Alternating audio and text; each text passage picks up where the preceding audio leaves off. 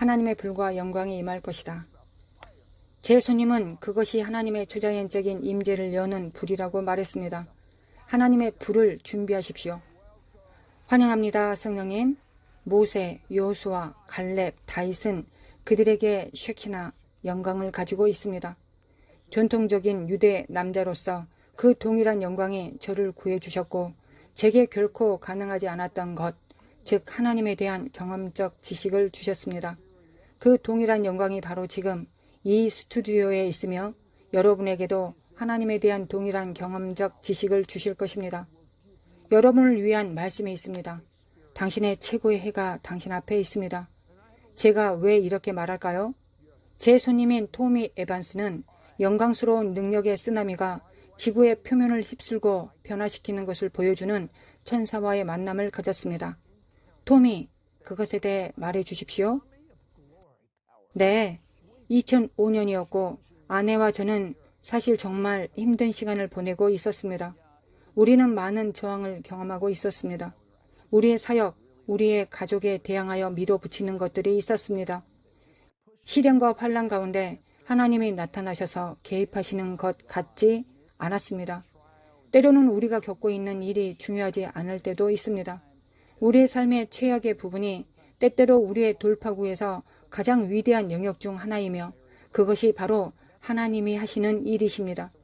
우리의 삶의 최악의 부분에 있을 때 그곳에 바로 돌파구가 있으며 가장 위대한 영역이 이 시험 가운데 있게 하시는 것이 바로 하나님이 하신 일일 수도 있습니다. 우리는 그때에 있었고 한밤중에 하나님이 나타나셨고 천사의 방문을 받았습니다. 그때 하나님은 저의 시선을 다시 바꾸셨습니다. 그분이 이 땅에 쏟아부어지실 것에 대한 저의 초점을 바꾸고 계셨던 것입니다. 이 천사는 저를 거대한 벽으로 데려갔습니다. 제가 본 환상에는 세 부분이 있는데 히브리어 성경이 있는 이 벽을 보았습니다. 성전으로 돌아가는 영광에 대해 말하는 에스겔 43장 성경 구절이 있었습니다. 주님의 천사가 그 꿈에서 저를 변화산으로 데려갔습니다. 저는 그곳에서 예수님을 보았습니다. 그분의 얼굴의 빛 때문에 눈이 부셨습니다. 저는 제 영으로 들었습니다. 성령님이 말씀하셨습니다. 내가 내 교회의 모습을 변모시키려 하노라. 그리고 나서 꿈이 다시 바뀌었습니다. 그분은 저를 거대한 강당으로 데려가셨습니다. 이 강당에는 수천 명의 사람들이 있었습니다. 저는 세계 지도자들이 무릎을 꿇고 있는 것을 보았고 구원받은 자와 구원받지 못한 자를 보았습니다. 그들은 모두 그 영광 아래 있었습니다. 우리가 보는 장면은 솔로몬이 성전을 봉헌했을 때 제사장이 서서 섬길 수 없을 정도로 영광이 임했던 바로 그 장면과 같았습니다. 저는 이 모든 것을 보았습니다. 땅에 있던 신사 중 한 명이 저를 올려다보며 말했습니다. 그들이 보이나요? 무엇이요? 그는 저에게 다시 물었습니다. 그들이 보이나요? 무엇을 말입니까? 천사들이요. 사방에 있습니다. 그가 그 말을 했을 때 제 눈이 열려 영광으로 인도하는 수많은 천사들을 보았습니다. 제가 그것을 볼 때 저도 하나님의 권능 아래 죽은 자 같이 되었습니다. 하나님의 사랑이 제 머리 전체와 제 몸 전체에 임했습니다. 한쪽에는 구원받은 사람이 있고 다른 쪽에는 구원받지 못한 사람이 있었습니다. 저는 영으로 들었습니다. 하나님이 이렇게 말씀하셨습니다. 내가 이 마지막 날에 부어주려는 것은 아무도 반박할 수 없을 것이다. 뉴스가 그것을 말할 것이다. 세상은 내가 앞으로 쏟아부을 영광에 대해 말할 것이다. 내가 이 땅에 새롭게 풀어놓을 이 영광은 너희가 이 땅에서 보아왔던 하나님의 모든 움직임을 능가할 것이다. 그것이 하나님의 이전의 모든 움직임을 합친 것보다 능가할 것이라고 저는 믿습니다. 2011년에 무슨 일이 있었습니까? 아내와 저는 정말 힘든 시간을 보내고 있었고 우리 가족을 위해 진심으로 기도하고 있었습니다. 우리는 결혼 생활을 지키기 위해 콜로라도에 가야 한다고 느꼈습니다. 저를 기다리고 있는 것이 무엇인지 몰랐지만 그날 밤 잠자리에 들었습니다. 저는 침대에 누웠고 잠이 들기 직전이었습니다. 하나님의 임재가 방에 들어오는 것을 느꼈습니다. 오른손이 진동하기 시작하는 것을 느꼈고 왼손이 진동하기 시작했습니다. 그 다음은 온 몸이 진동하기 시작했고 말 그대로 흔들리기 시작했습니다. 저는 항상 이런 질문을 합니다. 그것을 막을 수 있었습니까? 아니요. 주님이신 줄 알았기 때문입니다. 그분이 원하시는 대로 하시도록 그냥 저는 순종했습니다. 그렇게 했을 때 하나님의 영이 제게 임했습니다. 220볼트의 전기에 손가락으로 대고 있는 것과 같은 느낌이었습니다. 거의 3시간 동안 온몸이 떨렸습니다. 우리의 미래에 대해 예언하기 시작했고 주님께서 하실 일을 예언했습니다. 제게 임하는 그 불이 우리 삶의 다음 시즌을 위해 저를 준비시키고 있다는 것을 저는 그때 몰랐습니다. 하나님이 우리에게 그것을 실제로 말씀하셨을 때 저의 삶에 있는 모든 것을 다 버려야 했습니다. 그리고 사업을 중단해야 했습니다. 현재 하고 있는 일에서 벗어나 부흥을 경험하고 있는 베델교회의 일부가 되기 위해 2000마일 떨어진 곳으로 이사해야 했습니다. 하나님께서 우리를 영광을 운반하는 사람들에게 보내고 계셨습니다. 당신의 가족이 베델에 도착했을 때 초자연적인 징조가 있었습니다. 그렇죠? 네, 그 첫 주에 우리가 무슨 일을 한 거지? 하나님이 모든 것을 팔고 이사하라고 하신 것을 제대로 들은 것이 맞을까? 라고 우리는 생각하고 있었습니다. 주님이 금요 예배에 참석하기 원한다고 말씀하셔서 우리는 가기로 결정했습니다. 거기에 온 지 일주일밖에 되지 않았을 때입니다. 저는 금요 예배에서 늦은 시간이라 3살짜리 딸을 재우려고 했습니다. 제 딸을 앞뒤로 흔들며 로비로 나아갔습니다. 그런데 성령님이 저에게 말씀하시는 것을 들었습니다. 다시 들어가라. 내가 왜 여기 있는지 보여줄 것이다. 내가 올바른 장소에 있다는 사인을 줄 것이다. 내가 무엇을 운반할 것인지 알려줄 것이다. 저는 다시 강당으로 걸어 들어갔습니다. 갑자기 금가루가 보이더니 또 다른 금박들이 보였습니다. 아내에게 미리암, 이거 보여요? 라고 물었습니다. 그녀가 보인다고 말했을 때 우리는 무슨 일이 일어나고 있는지 깨달았습니다. 우리는 말 그대로 큰 물결이 휘몰아치는 것을 보았고 이 크고 거대한 영광의 구름이 강당 안으로 들어왔습니다. 모두가 그것을 보았습니다.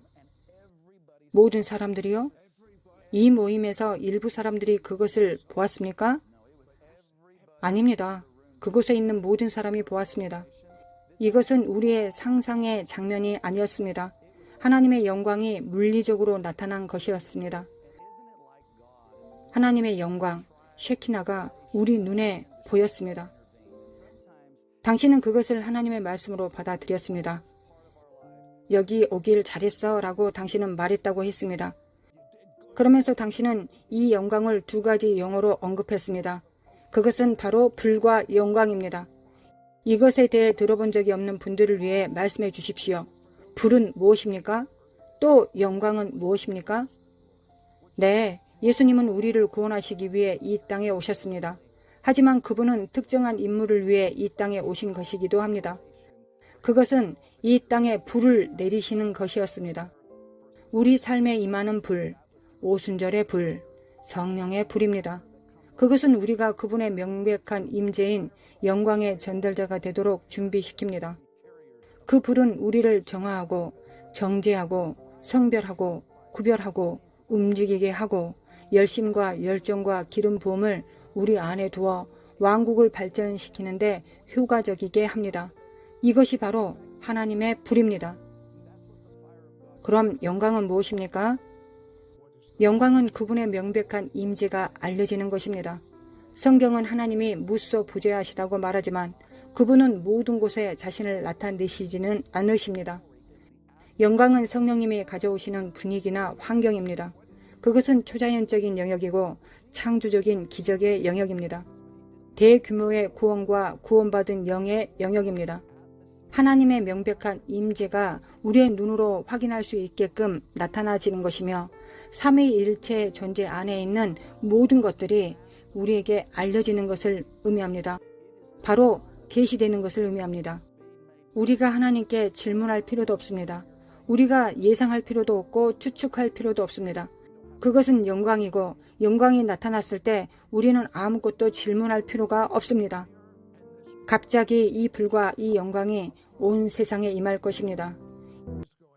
이제 영광 속에서 역사하고 사역하는 토미의 영상을 보여드리겠습니다.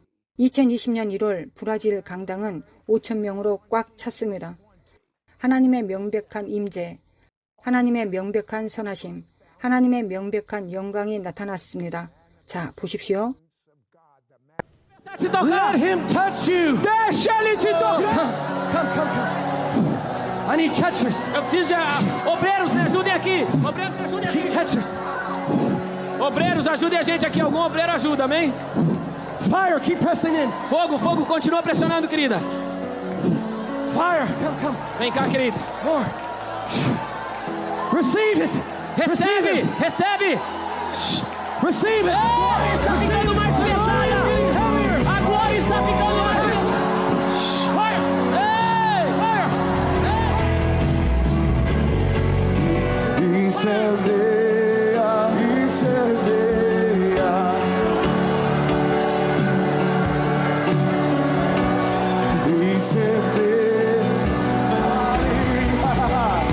Jesus está voltando.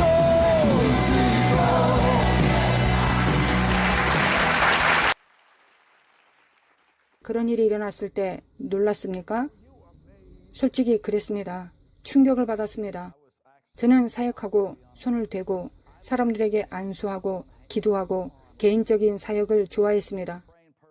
당신은 영광을 필요로 하지 않았습니다. 네, 너는 영광을 필요로 하지 않는다. 하나님이 저에게 하신 말씀입니다. 잘 들어라. 너는 단지 기름 부음 안에서 걷지 않을 것이다. 너는 오늘 밤 영광을 책임질 것이다. 영광이 나타날 때 아무도 영광 안에서 안전하지 않습니다. 거기에 얼마나 많은 사람들이 있든 상관없이 여러분이 대규모 구원, 대규모의 기적을 보게 될 것입니다. 그날 밤 우리는 많은 사람이 치유되는 것을 보았고 저는 사람들에게 손을 대지 않았습니다. 그러나 하나님께서 그들을 만지셨습니다. 지구의 모습을 바꿀 쓰나미에 대해 말씀해 주십시오. 주님은 저에게 계속해서 꿈을 주십니다. 제 안에도 부풀어 오르기 시작하는 이 거대한 쓰나미 파도에 대해 꿈을 꾸었습니다. 주님이 말씀하셨습니다. 이것은 다가올 영광의 그림이다. 자연계의 쓰나미가 와서 해안을 강타하기 시작하고 그것은 모든 것을 혼란에 빠뜨릴 것이다. 모든 환경들을 바꿀 것이다. 더 이상 평소와 같을 일은 없을 것이다. 이 다가오는 영광은 평소와 같지 않을 것입니다. 교회가 다르게 보일 것입니다. 우리가 생활하는 방식이 새롭기 때문에 다르게 보일 것입니다. 우리는 앞으로 일어날 일에 대한 상황을 알지 못합니다. 사도행전 10장에 나오는 고넬료와 같은 위치에 있다고 생각합니다. 그는 하나님의 더 많은 것을 위해 기도하고 있었고 어떻게 될지 아무런 맥락이 없었습니다. 그때 한 천사가 고넬료의 집에 나타나 말했습니다. 욥바의 사람을 보내 베드로를 청하라. 베드로가 나타나 복음을 전하기 시작했습니다. 하나님의 영광이 그의 온 집에 강림하고 성령으로 충만했습니다. 그런 다음 하나님의 의도를 이해했습니다. 미국의 한적한 마을에 작은 신학교가 있었는데 갑자기 전 세계 사람들이 오기 시작했던 것이 생각납니다. 그들이 아는 전부는 하나님이 그곳에 나타나셨다는 것입니다. 호텔이 바닥났습니다. 공간이 부족했습니다. 식당이 매진됐습니다. 음식이 다 떨어졌습니다. 수백 명이 들어가 자리를 잡기 위해 자정에 줄을 섰습니다. 실제로 그것을 폐쇄해야 했습니다. 이런 징조가 보이는 그 어떤 맥락도 없었습니다. 타미가 설명하는 것은 그 이상입니다. 에즈베리는 타미가 이야기한 쓰나미의 작은 물방울에 불과할 것입니다. 세상은 곧 다가올 것을 준비하는데 맥락을 찾지 못할 것입니다. 당신은 영광과 다른 기름 부음에 대해 이야기했습니다. 그것에 대해 조금 더 말씀해 주십시오. 네, 주님께서 저에게 이런 말씀을 하셨습니다. 지난 2년 동안 저는 우리가 이사야 60장의 시즌에 접어들고 있다는 것에 대해 정말 많이 이야기했습니다. 하나님은 이사야 60장과 61장이 연결될 것이라고 말씀하셨습니다. 이사야 60장은 기름 부음에 대해 이야기합니다. 그것은 하나님의 고난입니다. 그분의 임무입니다. 예언 사역이든 기적이든 성령의 은사이든 그분을 위해 위대한 일을 행하는 것은 그분의 권능입니다. 하나님이 말씀하셨습니다. 이 마지막 날에 내가 하고 있는 일은 사람들에게 기름을 부어주는 것이다. 나는 사람들이 이사야서 60장의 운반자가 되도록 고난을 부여하고 있다. 이사야 60장은 무엇을 말합니까? 일어나라, 빛을 발하라. 이는 내 빛이 이르렀고 여호와의 영광이 내 위에 임하였음이니라. 보라, 어두움이 땅을 덮을 것이며 캄캄함이 만민을 가리려니와. 지금 이 땅을 덮고 있는 깊은 어두움이 있습니다. 정치적 분열, 전쟁, 전쟁에 대한 소문, 질병, 전염병, 이 모든 다양한 것들로 인해 이 땅을 덮고 있는 어둠이 있습니다. 하지만 그거 아시나요? 치료법은 영광입니다. 이것이 우리 열방에 필요한 치료법입니다. 대통령도 아니고 왕도 아닙니다. 그 어떤 것도 답이 될 수 없습니다.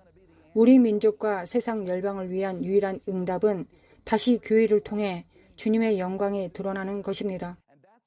그것이 하나님이 하시는 일입니다. 하나님이 말씀하셨습니다. 단 한 사람이 영광을 짊어지는 시대는 끝났다.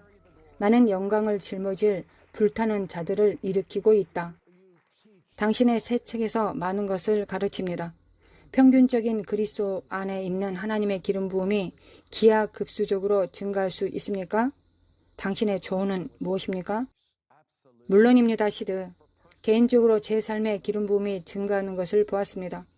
배가 된 기름 부음 안에서 걸을 수 있도록 성경에 제시된 우리가 할 수 있는 몇 가지 일이 있다고 생각합니다. 첫 번째로 하나님께서 기름 부으심을 배가시켜 주시기를 요청하기 시작하자고 말씀드리고 싶습니다. 요한복음에서 예수님께서 이렇게 말씀하셨습니다. 너희가 내 이름으로 무엇을 구하든지 내가 행하리니. 저는 자동차와 저택을 구하는 것에 대해 말하고 있는 것이 아닙니다. 주님이 제게 계시하셨습니다. 예수님의 타이틀에 있는 것은 무엇이든 그분의 이름이 있는 것은 무엇이든 그것이 기름 부음이라면 더 큰 수준의 돌파구, 부흥, 영광 속에서 걷고 있다면 그것은 당신이 강구하고 크게 강구할 수 있는 허락된 것입니다. 하나님이 말씀하셨습니다. 내가 드러내는 것을 지켜보라. 내가 너의 가장 열광적인 상상을 뛰어넘고 너의 가장 열광적인 요청을 능가하는 것을 지켜보라. 우리가 하나님께 기름 부음이 더하게 해달라고 요청할 때 그분은 응답하실 것입니다. 기름 부음을 배가시키기 위해 우리가 해야 할 두 번째 일은 주님의 임재 안에 들어가는 것입니다.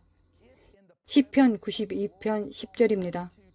날마다 우리 삶에 신선한 기름 부음이 임하는 것을 보아야 합니다.